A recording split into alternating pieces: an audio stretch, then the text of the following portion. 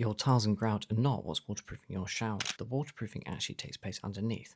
Here are the three categories for waterproofing systems that are installed behind the tiles, ranked from most to least expensive. Number one is a rigid foam board like a Schluter-Kerdi board or a Wedi board. These have a waterproofing membrane applied to the top.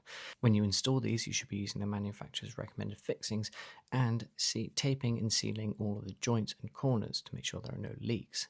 These are pretty easy to install, they are quick and efficient, and they are the sort of gold standard of boards to install, but they are relatively expensive. Obviously, there's a range depending on supplier and quality. Number two is the sheet tanking membrane. These are rolls of membrane that you apply to the walls. They are fast, durable, and professional grade. They do need to be adhered properly to the walls, and again, they need to be properly sealed and jointed, especially around any of the pipe penetrations or the corners. These are mid-range costs, but you do need a good installer to do it properly. Attention to detail here actually matters because you want to make sure that you've got no gaps or joints that aren't properly sealed. And number three is a liquid tanking membrane. These are the sort of green, blue, pink paints that you see people painting on the plasterboard or cement board in their showers.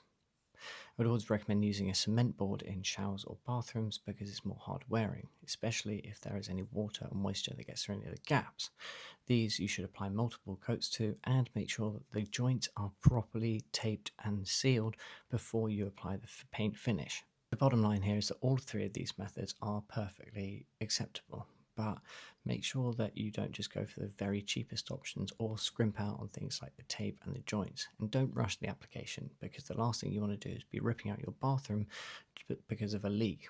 And speak to your tiler or your builder about what system they're going to be using, because if they just say don't worry about it, the tiles and the grout or the waterproofing, then run away.